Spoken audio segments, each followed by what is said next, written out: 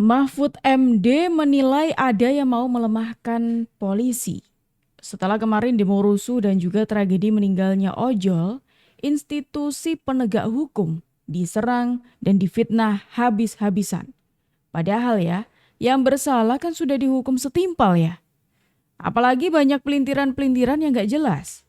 Bahkan Pak Jokowi dituduh-tuduh juga katanya nyetir aparat. Loh, kejauhan dong. Pak Jokowi aja kan sudah tidak lagi menjabat. Kok masih terus-terusan disalahin? Pantesan nih, Prof. Mahfud MD kemudian jadi curiga jika ada yang mencoba menyerang polisi. Kenapa kok tujuannya kantor polisi di seluruh Indonesia kan? Seakan-akan ingin ada upaya mendelegitimasi kemampuan polisi untuk mengamankan situasi ya, untuk menenteramkan masyarakat. Ya. Nah ini juga macam-macam analisisnya. Namanya analisis itu kan sulit dibuktikan, tapi kita bisa membaca dari gejalanya. Ini nampaknya memang ada sebuah upaya, sebuah kekuatan agar ya polisi ini buruk di mata masyarakat, polisi ini lemah. Tuh, ini dugaan dari Prof. Mahfud MD teman-teman yang melihat situasi kemarin kok ada yang mencurigakan ya gitu.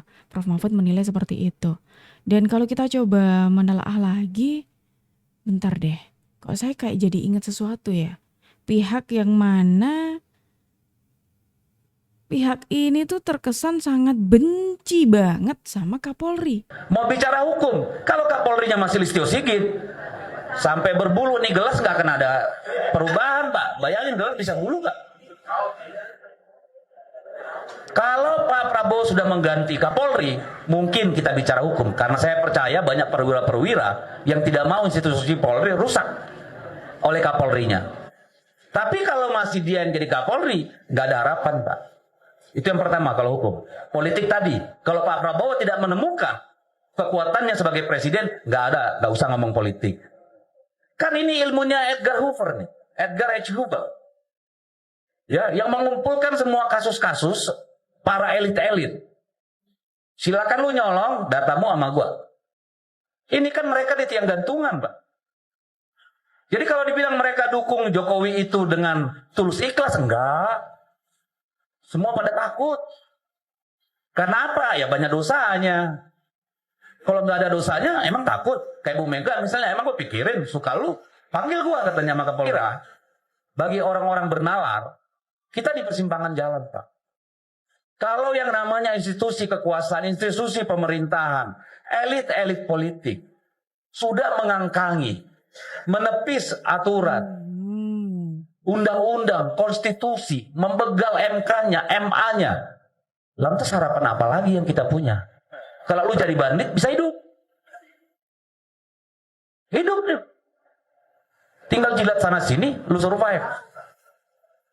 Tapi sekali Anda bicara kebenaran, ya siap-siap. Berhadapan dengan Bareskrim, berhadapan dengan KPK, berhadapan dengan kejaksaan. Kan itu nih. Ini lebih parah dari zaman Soeharto loh. Gila aja kita ini. Setback-nya. Tapi juga ini mungkin peluang bagi kita untuk nanti cuci darah, Bung Ferry. Dengan syarat Pak Prabowo menemukan itu tadi, pusakanya sebagai presiden itu. Oh, sudah dengar sendiri kan? Kalian sudah tahu dong orang yang barusan ngomong ini siapa? Yaitu Bung Deddy Sitorus. Salah satu kader dari PDIP yang mana nampak jelas sekali. Ya, nampak jelas sekali dia berusaha untuk menarasikan ketidaksukaannya dengan Kapolri saat ini, yaitu Pak Listio Sigit. Ya kan? Bahkan dia sampai mengatakan, mengusulkan untuk ganti Kapolri. Ganti Kapolri katanya. Loh, nyambung gak sih teman-teman sama narasinya Prof. Mahfud MD tadi yang melihat ada istilahnya ada kecurigaan dari aksi demo kemarin. Aksi demo yang terkesan dibuat memang untuk menjatuhkan polisi di Indonesia. Dan soalnya gak sampai di situ saja. Deddy Sitorus ini juga orang yang menarasikan mengenai Parcok. Bisa menyebut Jawa Tengah bukan sebagai kandang banteng lagi, tapi sebagai kandang bansos dan parcok. Kami memahami bahwa tidak semua Anda mengalami intimidasi, tidak semua mengalami banjir bansos dan money politik yang sangat-sangat merusak itu. Yang kami persoalkan adalah di tempat-tempat di mana hal itu dilakukan.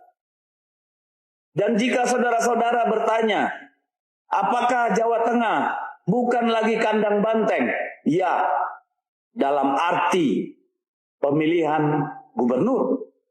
Dari sisi suara, dibandingkan antara suara pemilu legislatif dengan hasil pemilu kada gubernur, itu 2 kali lipat. Dari 25,9% menjadi lebih dari 40%.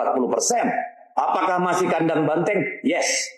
Pemilih kami masih tetap setia, bahkan bertambah. Tetapi sekarang rekan-rekan wartawan semua mulai hari ini bisa menyebut Jawa Tengah bukan sebagai kandang banteng lagi, tapi sebagai kandang bansos dan parcok. Lalu di mana kandang banteng, kawan-kawan? Kami dari 6 provinsi sebelumnya, data saat ini sudah memenangkan 14 provinsi. Oke, ini adalah narasi dari Deddy Sitorus, teman-teman. Yang seperti saya jelaskan tadi bahwa Deddy Sitorus ini selain menarasikan kebenciannya kepada Kapolri, dia juga menarasikan mengenai parcok. Yang mana istilah parcok ini kerap kali disuarakan oleh PDIP, apalagi waktu di Pilpres kemarin, teman-teman. Pilpres dan juga pemilihan lainnya. Dia menuduh orang lain di balik parcok ini, katanya seperti itu. Selain Deddy Sitorus, ada lagi Said Didu yang juga menyerang, terang-terangan menyerang penegak hukum, bahkan sampai memfitnah. Katanya yang nyetir adalah Pak Jokowi. Jadi saya terbanglah ke Singapura, ingin mengetahui apa benar Hendro Priyono ini. Dia nggak kemana-mana terus mengambil kesimpulan. Nah, saya ketemu ada investor di Singapura, saya tanya, apa betul Indonesia ini ada asing yang main? Enggak, kita butuh Indonesia itu stabil. Yang kita butuhkan stabil dari Prabowo itu ada 3 hal sebenarnya. 1, penegakan hukum. 2, korupsi. 3 adalah keamanan jangka menengah. Itu yang dia butuhkan. Terus saya tanya, Anda enggak melihat bahwa keamanan jangka menengah? Enggak, bahwa dia enggak bisa jamin karena dia masih menggunakan istilah mereka itu adalah bahwa masih menggunakan orang-orang yang memanfaatkan kewenangan keamanan untuk kekuasaan. Maksudnya geng Jokowi. Kalau Pak Prabowo masih menggunakan ini bukan untuk negara, maka pasti investor menyatakan tidak aman. Karena Pak Jokowi kan menjadikan kepolisian dan lembaga lain sebagai alat kekuasaan, bukan alat negara. Nah, jadi itu yang harus diinikan Pak Prabowo sekarang, bahwa investor butuh Pak Prabowo mengembalikan lembaga-lembaga negara bukan sebagai alat kekuasaan, tapi alat negara. Inilah yang kenapa investor nahan diri. Selama Presiden Jokowi, investor yang masuk kan investor yang merugikan negara, yang harus dibebaskan pajak, dikasih konsesi jangka panjang, lain-lain. Tidak ada untuk negara, tapi untuk investor. Bukan investasi yang, kan begini, investasi di Singapura itu berbeda dengan investasi dari negara yang butuh karpet merah. Dia lebih senang adalah investasi yang bersenjata bebas, itu yang dibutuhkan mereka butuh. Dia menyatakan nggak apa-apa ada gangguan sebentar untuk perbaikan. Kita lihat kalau Pak Prabowo melakukan perbaikan, maka itu langsung loncat tuh investasi masuk. Kita lihat ya, anatomi demo kemarin, tanggal 25 sampai 27, itu betul-betul murni rakyat muak. Publik paham, inilah orang-orang kelas menengah yang jatuh oleh kebijakan Jokowi. Jadi lagi yang disalahin oleh Pak Jokowi. Lagi-lagi yang disalahin Pak Jokowi. Jangan-jangan benar nih apa yang dikatakan oleh Prof. Mahfud MD tadi, bahwa ada yang mencurigakan di sini. Ada yang berusaha dengan sengaja untuk melemahkan peran-peran polisi di Indonesia. Iya dong. Apalagi dengan narasi-narasi barusan, nampak sekali ketidaksukanya dengan kepolisian, bahkan sampai menuduh ini itu, parcok dan lain sebagainya lah, menuduh Pak Jokowi yang jadi dalangnya dan lain sebagainya lah. Iya nggak sih teman-teman? Masuk akal nggak sih? Yang disampaikan oleh segelintir orang terkait parcok dan lain sebagainya itu kami kategorikan sebagai hoax. Ya. Dengerin. Dan ada juga anggota DPR yang menyampaikan hal tersebut. Orang tersebut bahkan sudah dilaporkan ke MKD. Ya, kami juga hampir nggak mungkin Kapolri ya menggunakan institusinya untuk kepentingan kubu tertentu, karena di setiap pilkada itu bisa terjadi mix ya antar kubu partai-partai politik. Teman-teman anggota DPR, walaupun kita bebas berpendapat, tapi harus didasarkan pada bukti-bukti yang kuat di Sumatera Utara, dan kemudian gerak membatasi lawan-lawan politiknya yang berbeda yang seharusnya berkontestasi secara sehat. Bobi Nasution sama Edi Rahmayadi harusnya berkontestasi dengan sehat. Tetapi ada mobilisasi dari apa yang disebut sebagai Partai Coklat. Kemudian di Jawa Tengah antara Andika Perkasa dan Komjen Polisi Purnawirawan Lutfi harusnya berkontestasi dengan sehat. Kan narasi parcok yang sudah dibantah oleh Ketua Komisi 3 DPR RI, yang mana itu soal parcok-parcok itu hanya sebatas fenomena yang sangat jelas hoax gitu loh. Fenomena yang dibangun oleh orang-orang yang ya sepertinya punya kepentingan untuk menjatuhkan pihak-pihak yang ingin mereka jatuhkan. Ya, seperti polisi gitu. Apalagi dengan adanya demo kemarin kok terkesannya iya ya gitu, seperti yang dikatakan oleh Prof. Mahfud tadi ya. Soalnya nggak sampai di situ saja. Ketika menyinggung soal pemilu juga, ini ada yang disampaikan oleh Bung Deddy Sitorus lagi, yang menyatakan katanya pemenang pemilu adalah Jenderal Sigit dan juga Jenderal Tito, katanya seperti itu. Karena peserta pemilu itu bukan hanya partai-partai yang ada partai coklat nih yang Partai coklat itu apa? Partai coklat itu polisi dan ASN. Polisi. Ya, partai coklat itu polisi dan ASN. Polisi. Ya, partai coklat itu polisi dan ASN. Polisi. Ya, jadi kita harus berterima kasih karena pemenang pemilu ini sebenarnya Jenderal Sigit dan Jenderal Tito nih. Kalau Jenderal Sigit dan Jenderal Tito nih, kalau menurut saya. Ya itu fakta yang kita temukan di lapangan. Apa yang terjadi? Yang terjadi adalah mobilisasi besar-besaran, instrumen kekuasaan negara, baik itu polisi, baik itu ASN, baik itu kepala desa, lurah. Seperti kita lihat di Medan, penyebaran di Sumatera Utara, penyebaran beras dan uang yang begitu masif. Ada beras 5 kg dengan inisial BN, beras Nusantara. Ini kan jelas sangat terasosiasi dengan salah satu calon, Bobi Nasution, gitu ya. Dan itu masif sekali. Tertangkap di Deli Serdang misalnya, termasuk di di Kota Medan, ya. Itu yang kerja camat, lurah, dan kalau di sana istilahnya kepling. Kalau kita mungkin RT, ya. Jadi itu sebenarnya yang membuat darah tinggi kita naik. Darah tinggi naik. Karena apa? Mereka ini kan digaji negara untuk menjalankan undang-undang dan peraturan. Tetapi informasi yang kita terima dari seluruh penjuru negeri, terutama di sekitar 9 provinsi yang sangat penting, yaitu kalau saya tidak salah, indikasi yang kami terima itu ya anak buahnya Pak Sigit, ya Kapolri. Lalu anak buahnya Pak Tito itu PJ-PJ dan dinas-dinas itu. Oke. Kalau back ke Jakarta. Kalau soal kalah menang itu soal biasa. Oke, kalau back kembali ke Jakarta. Kalau di Jakarta kita berterima kasih sama ini yang belum datang nih, Pak Ara. Disclaimer Maura Sehat, kita sedang menunggu ya, belum datang dari kita. Ya, belum datang. Ya kita berterima kasih karena kesombongannya melempar isu sara dan sebagainya, akhirnya justru berbalik tuh, bisa bertahan. Yang tadinya memang sudah unggul sekitar 4% ya, antara 2 sampai 4%. Kemudian hasilnya yang ada sekarang di kamar hitung kita itu antara 52 sampai 53%. 52, 53. Ya, dan kami melihat ini ada upaya membangun narasi bahwa ini akan 2 putaran. Yang memang menyebut nama Bapak Menhan, ya di mana beliau disebutkan mengusulkan untuk rancangan draft undang militer. Nah, salah satu media itu media Tempo ya, saya gitu sebutnya. Baik yang di versi website maupun di media cetak. Hari ini baru terbit. Tentunya saya selaku juru bicara Kementerian Pertahanan, saya menyampaikan bahwa berita ini sama sekali tidak benar. Dan tentunya kami menyayangkan media besar setelah Tempo itu bisa menyampaikan informasi yang tidak benar.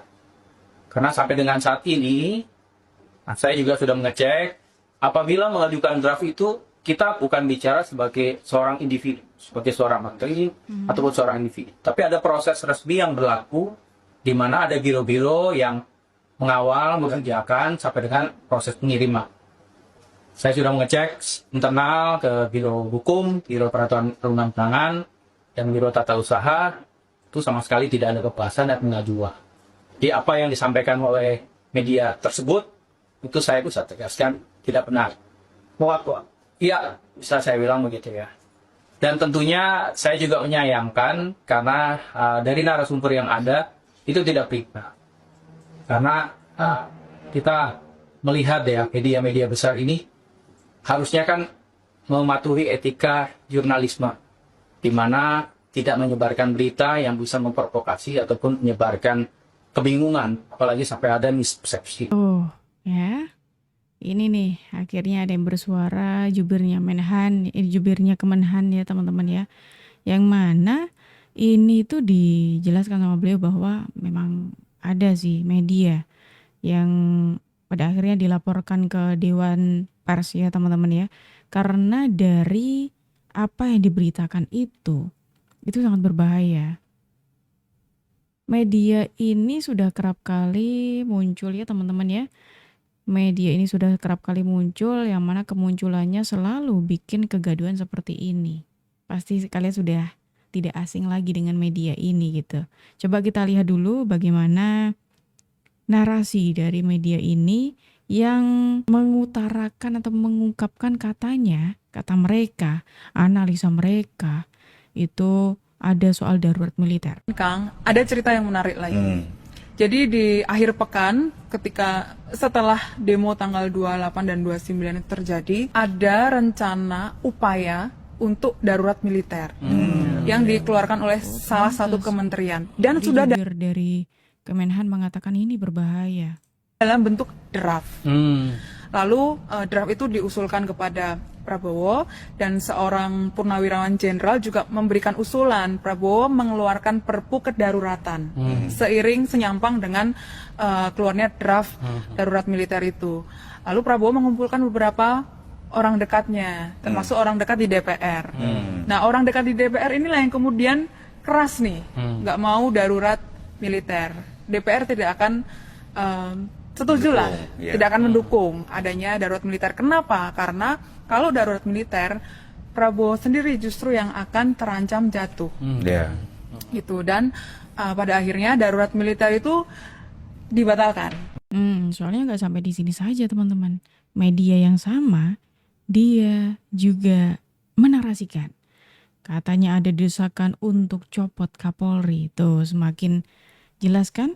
Semakin meyakinkan apa yang disinggung oleh Prof. Mahfud MD kalau ada pihak yang sengaja ingin menjatuhkan citra dari kepolisian Indonesia. Nah ini menarik, Praman, Kang. Karena kabinet sendiri sebetulnya terpecah ketika demo itu terjadi.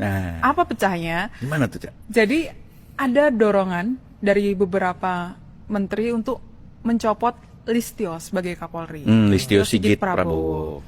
Di Jumat malam ketika Prabowo setelah pulang dari Takziah di rumah Afan Kurniawan, Prabowo mengumpulkan beberapa orang di satu tempat. Ada seorang menteri yang tunjuk wajahnya Listio. Listio harus dicopot dan sudah ada nama penggantinya sebetulnya. Kenapa? Karena Listio dianggap gagal sebagai pemimpin lembaga kepolisian untuk menertibkan anak buahnya atau pasukannya. Dan juga gagal mengantisipasi demonstrasi ya. Betul. Dan setelah pertemuan itu Prabowo memanggil Listio sendiri. Empat mata. Kepada seorang koleganya, Listio ini cerita bahwa ketika dalam pertemuan itu Listio menyebut sudah ada informasi keterlibatan tentara. Di situ Prabowo belum firm betul. Yang Prabowo ikut datang ke rumah sakit Polri itu kan? Yes, betul. Jadi sebelum Prabowo datang ke rumah sakit Polri, Prabowo bersama Listio itu ada dalam satu pertemuan di satu tempat.